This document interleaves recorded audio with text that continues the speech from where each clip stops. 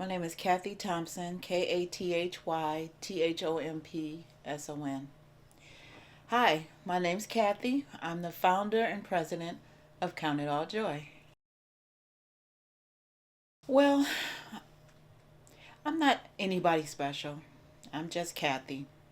I'm just a single parent, getting a little bit longer in age, and I realized that there's something that I needed to do. There's some things that need to be done. And so I answered the call. Um, my background is in customer service, which means I deal with people all the time. Actually, I like dealing with people. It's kind of fun meeting new people all the time. Um, even when, even when they're not so happy to be met. I seem to have a knack at de-escalation. I just love them through it. I just smile through it, and usually I can de-escalate almost any situation. So I brought that into my nonprofit. People need help. And a lot of times, other people want to help, but they don't have the patience to deal with people. And I love dealing with people. I like people. Sometimes, when I don't have anything else to do, I just sit and watch people because I like them. Um, I'm a divorced mother. All my children are adults. I have grandchildren that I love dearly. And I have hobbies. I love paper crafting and yeah, and reading my Bible.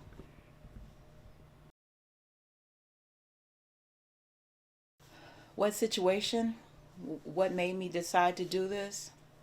Well, I haven't, first of all, Count It All Joy is a faith based nonprofit. And I haven't been a Christian my whole life. As a matter of fact, I came to Christ in my 30s. And right after I came to Christ, I had something, I don't know, a vision. I don't know what it was called, but the Lord told me that this needed to be done. That was 20 years ago.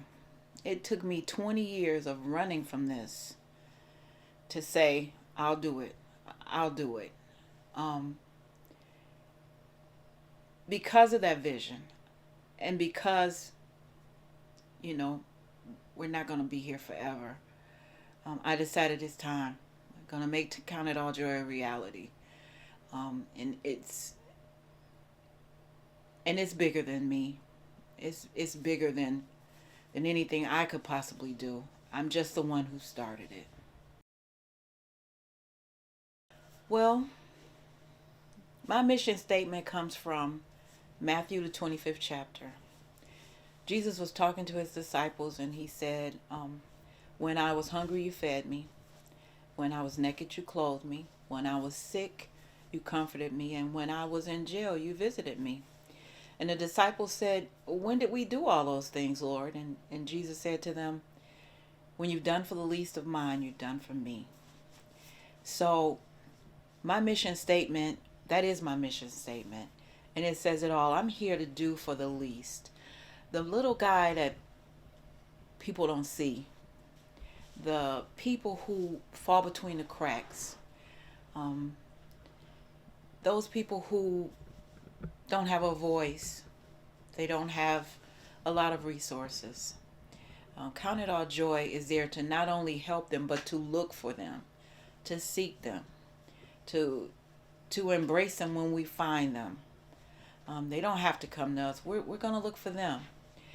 The name Count It All Joy is what was given to me in that vision.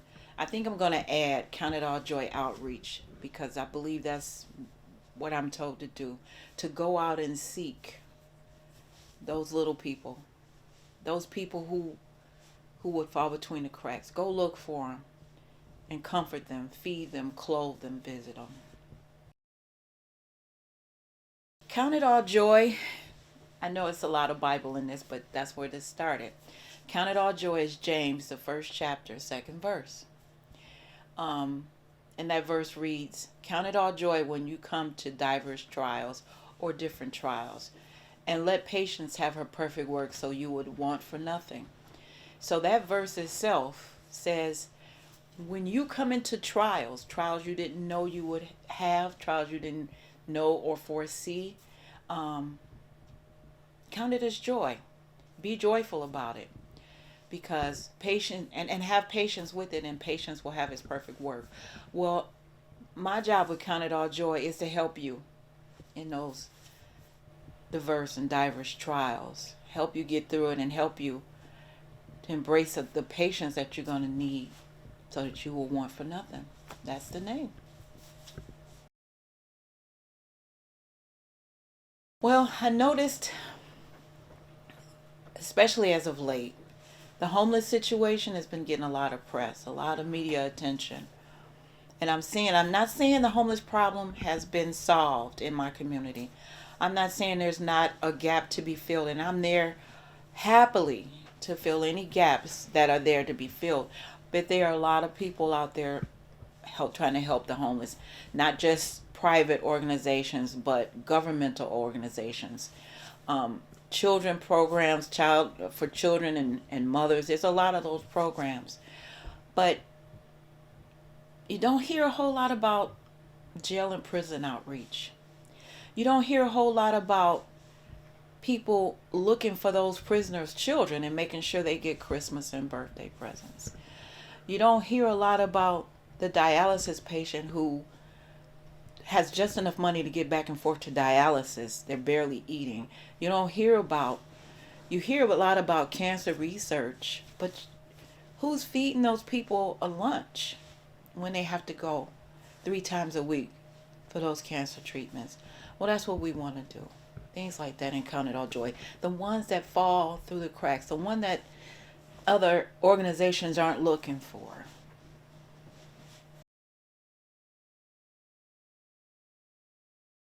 Well, we're a fledgling program. We're not in um, research and development, but we haven't really done anything on a large scale.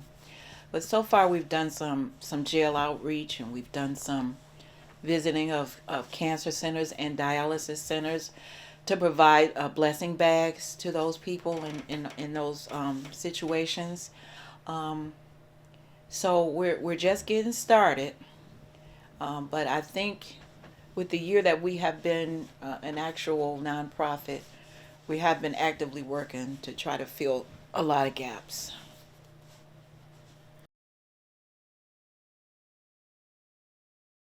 I think my biggest one was probably visiting the Boys Detention Center. Um, I know somebody that works there, and I asked them, and these children, I should say, are ranging, um, I think it's 6 to 20. And I asked them what were they going to do for them for Christmas, and that person said, "Well, they're in jail." I said, "But they're children. Every child, every child should have something for Christmas." So I think that had the biggest impact on me. I know personally, because we just did a blessing bag. We gave them some Bibles that were on a teenage level, and some candy, and little things, a nice blessing bag, something to say not just Merry Christmas, but you're not forgotten. We're thinking about you. Count It All Joy is thinking about you, and we're loving you.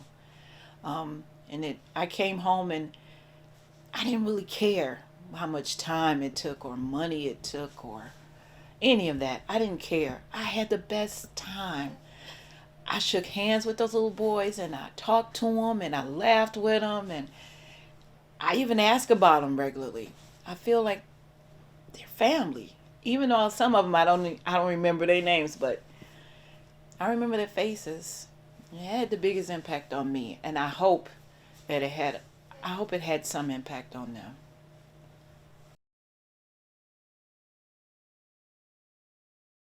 I can't speak to that effectively. Um, I didn't bring any notes with me.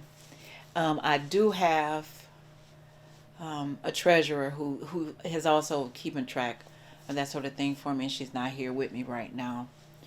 Um, but my board, which is small, my board is small right now, and my officers, I only have two, but we're doing it all. We're wearing many hats.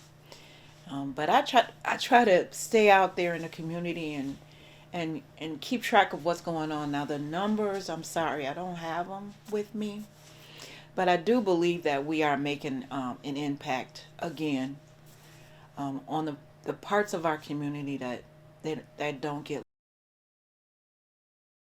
At this time, I'm working toward a couple of grants, um, private grants right now. Um, but in all honesty, if I'm to be honest, and I hope that I always am, I'm funding Count It All Joy. I work a lot of hours, I work a lot of overtime, and I fund it because it has to be done. Again, I am working on some grants and setting up some avenues for fundraising, but at this time, I'm funding it.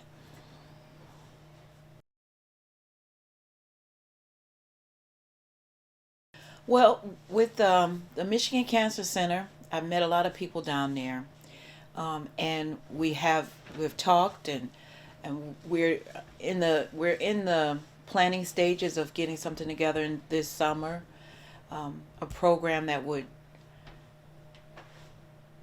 regularly allow Canada Joy to come in and visit with the patients that's coming in for treatment. I'm working on some other collaborations with other nonprofits in the area, a couple of churches, hoping to become a part of some of their summer outreach programs as well. Funding is my biggest obstacle. I have a lot of ideals, but funding is still one of my biggest obstacles, and I don't worry about it. It'll come. Um, and again, what I'm doing to overcome it is overtime. I'm blessed to be able to still be in good health to get out there and work extra hours. I'm working for a company right now that allows me to do that. I work for a company that's also empathetic, so they're kind of in a way partnering with me. They're not giving me like the money, but they're saying, "Hey, we know what you're doing. We're gonna let you do it. We're gonna give you this so that you can do it." So, I would say my biggest challenge right now is funding and fundraising. Um, but it'll come. I'd like to get some offices too. Offices would be nice. Right now, everything's outside of my home.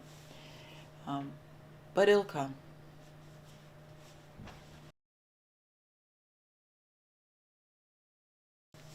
I see Count It All Joy as big as United Way. I see it with commercials on television.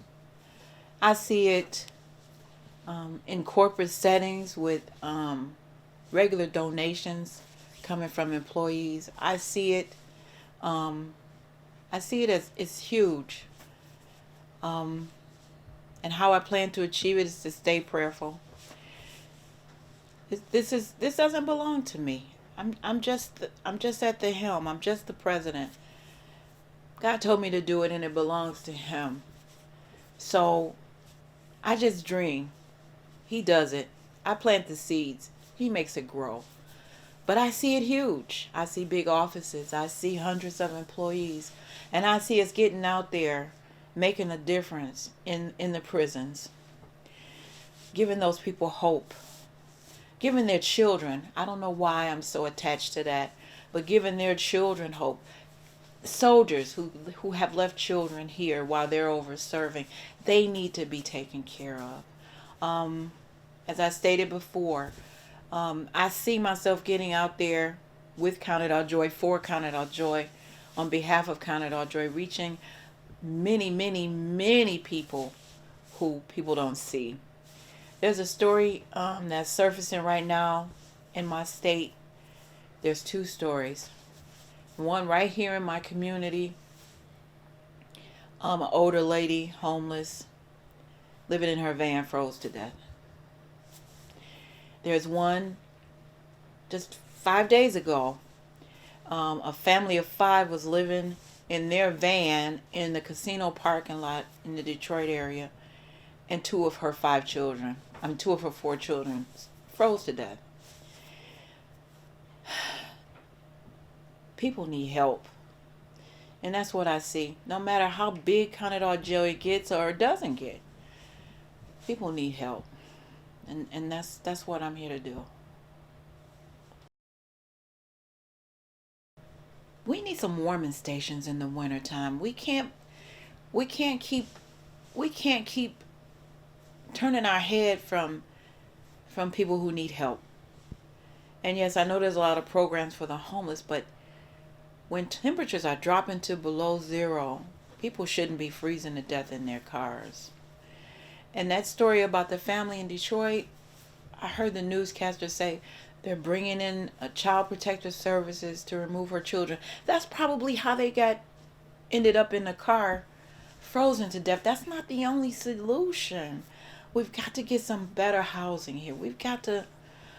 We as a society, Count It All Joy is here to help, but we as a society, we've got to get better housing. It shouldn't always be let's get in there and remove the children. Let's place this elderly lady in her car in some sort of institution. Let's get her own home. I think we can do that. If we have millionaires running around here trying to go into space, we should be able to keep at least 65 degrees in the wintertime for people who don't have a home.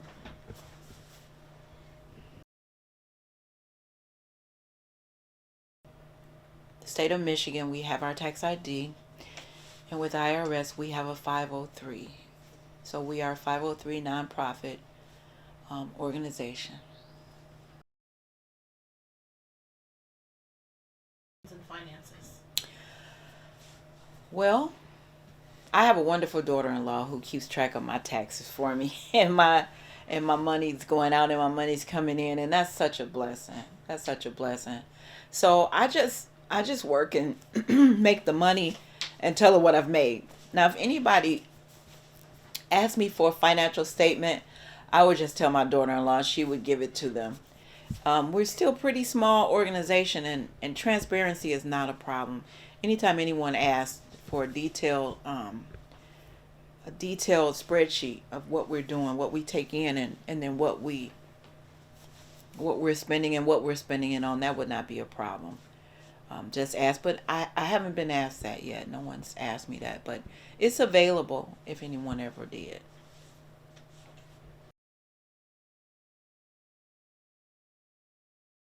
I would say, first of all, do your research. Find out what your state requires for you to become a nonprofit, and not all nonprofits have their 503. You can still operate without it, but if you want to start collecting money, I would say research how to, first of all, what's required in your state, and then what the government requires. You don't want to get caught up in anything illegal when you're trying to help people.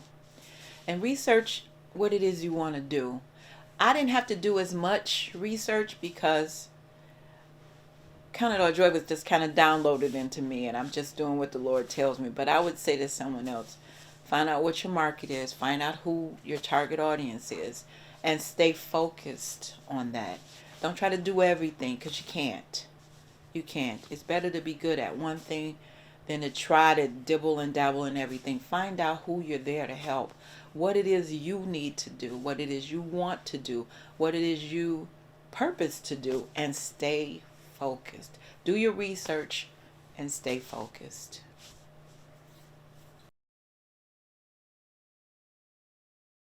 Prayer. I pray. And I call my daughter and I talk about it. um, I'm not really into sustaining a business model yet. I just want to help people. Um, what I put on my books, as far as funding for Count It All Joy, I spend it on Count It All Joy. And that's it. That's what I do. Who needs something and how can I get it done?